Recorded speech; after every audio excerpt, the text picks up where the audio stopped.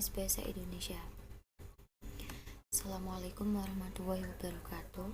Nama saya Zumarudus Saadah, NIM 2020-11-080, kelas 2B Manajemen, Matkul Bahasa Indonesia. Saya di sini akan menjawab soal UTS Bahasa Indonesia. Soal 1. Jelaskan berdasarkan temuan mahasiswa di lapangan, faktor apa saja yang menyebabkan terjadinya kesalahan penulisan ejaan. Berikan contoh kesalahan ejaan yang sering muncul. Jawab 1. Faktor 1. Kurangnya penguasaan kaidah penulisan ejaan. 2. Kurangnya pengetahuan KBBI. 3. Kelalaian. Contoh: coklat kata baku coklat, warung kata baku warung, laundry kata baku laundry. Soal yang kedua, bagaimana langkah membedakan kutipan langsung dan kutipan tidak langsung dalam proses pengutipan? Jelaskan dan berikan contohnya. Jawab.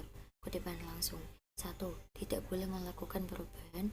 2. Menggunakan 3 titik berspasi jika ada bagian yang dihilangkan dari bagian tersebut. 3. Menyebutkan sumber sesuai dengan teknik notasi. 4. Bila kutipan langsung pendek, tidak lebih dari 4 baris, dilakukan dengan cara memasukkan langsung dalam tubuh teks. Beri jarak antar baris yang sama dengan teks diapit oleh tanda kutip. Yang kedua, kutipan tidak langsung. Kutipan ini dapat dibuat panjang atau pendek dengan cara mengintegrasikan dalam teks, tidak diapit oleh tanda kutip, dan menyebutkannya sumbernya sesuai dengan teknik penulisan karya ilmiah. Contohnya, langsung. Kecerdasan emosi merupakan kemampuan memantau dan mengendalikan perasaan sendiri dan orang lain, serta menggunakan perasaan-perasaan itu untuk memandu pikiran dan tindakan. Anam 2020-45. Menurut Anam 2020-45, kecerdasan emosi merupakan kemampuan memantau dan mengendalikan perasaan sendiri dan orang lain, serta menggunakan perasaan-perasaan itu untuk memandu pikiran dan tindakan. Kutipan tidak langsung. Anam 2020-45 berpendapat bahwa kecerdasan emosi merupakan kemampuan memantau dan mengendalikan perasaan sendiri dan orang lain, serta menggunakan perasaan-perasaan itu untuk memandu pikiran dan tindakan. Kecerdasan emosi menurut Anam 2020-45 merupakan kemampuan memantau dan mengendalikan perasaan sendiri dan orang lain, serta menggunakan perasaan-perasaan itu untuk memandu pikiran dan tindakan.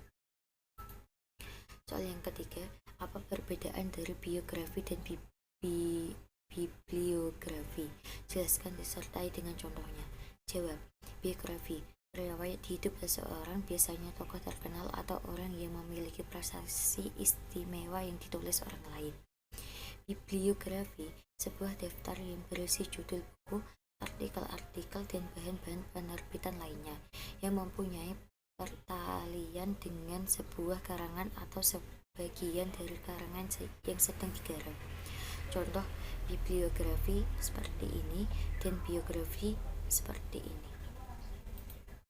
Soal yang keempat, apa perbedaan makna antara kata pukul dan jam jika dilihat dari penggunaan untuk menunjukkan kata pergantian waktu? Jelaskan disertai dengan contoh kalimatnya. Jawab.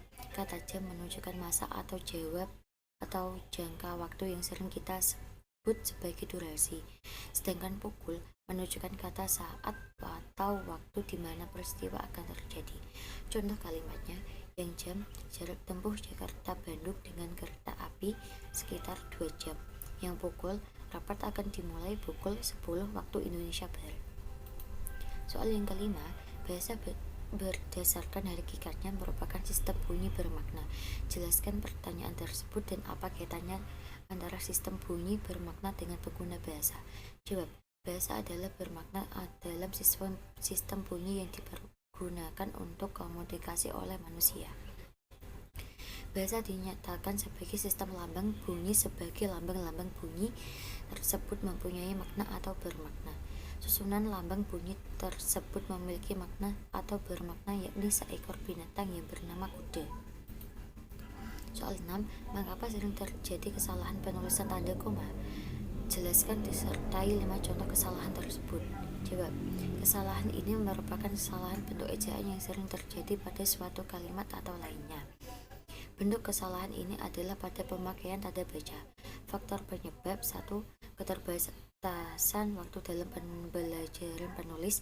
2. Kurangnya penguasaan kaidah penulisan ejaan dalam tanda baca dan kurang teliti dalam menulis. Contoh: 1. Aku hanya membawa buku, tas, dan pensil. Yang benar: aku membawa buku, tas, dan pensil. 2. Jika Tuhan mengizinkan kita, pasti kita bertemu lagi. Yang benar: jika Tuhan mengizinkan, kita pasti akan bertemu lagi. 3. Ya, aku paham, dengan keadaanmu. Yang benar: ya, aku paham dengan keadaanmu. Yang keempat, dia sangat pandai bergaul di luar tetapi, sangat diam jika di dalam rumah. Yang benar: jika dia sangat pandai bergaul di luar, tetapi sangat diam di dalam rumah. Dan yang keempat, atas perhatian kami, ucapkan terima kasih. Yang benar: atas perhatiannya kami ucapkan terima kasih.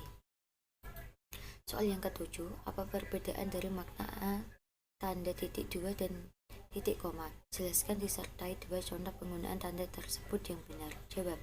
Perbedaan penggunaan titik dua dan titik koma. Secara garis besar, perbedaan keduanya dapat ditengarai melalui kata sebelum dan sesudahnya. Tanda titik dua digunakan pada akhir dari suatu pernyataan yang lengkap. Namun titik dua tidak dipakai bila pernyataan tersebut merupakan perlengkapan yang mengakhiri pernyataan. Digunakan sebagai pengganti atau kata penghubung untuk memisahkan kalimat setara yang satu dari kalimat setara yang lain dalam kalimat majemuk. Titik dua. Contoh 1. Azza memilih buah. Titik 2. Apel, pisang, salak, dan durian. 2. Surat An-Nisa. Titik 2. 12. Titik koma. 1. Doni membaca jurnal. Titik koma. Farah mencatat rangkuman pelajaran. Titik koma. Grace memilah data statistik. 2. Syarat siswa calon peserta penerimaan beasiswa antara lain 1. Berbadan sehat. Titik koma. 2. Jumlah keseluruhan nilai rata-rata di atas 8. Titik koma. Soal yang ke-8, jelaskan mengapa sering terjadi kesalahan penulisan huruf miring. Berikan contoh kesalahan tersebut disertai dengan pembenarannya. Jawab.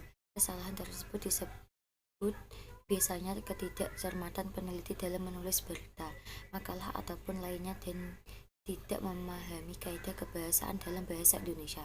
Contoh, penulisan huruf miring dalam cetakan dipakai untuk menuliskan nama buku, majalah, dan surat kabar yang dikutip dalam tulisan.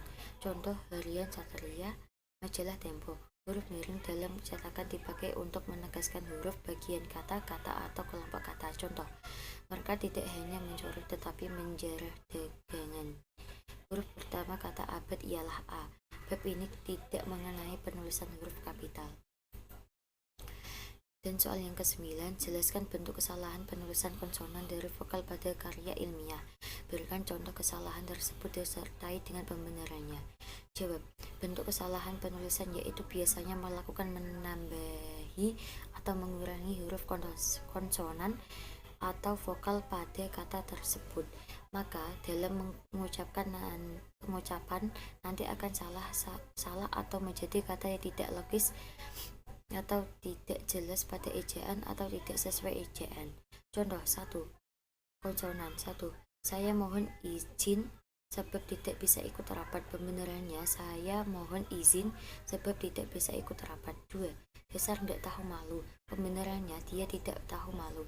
Yang vokal 1. Apotek kimia farma ada di mana-mana. Pembenarannya, apotek kimia farma ada di mana-mana. Dan yang kedua, hobi adik mengumpulkan boneka beruang. Pembenarannya, hobi adik mengumpulkan boneka beruang.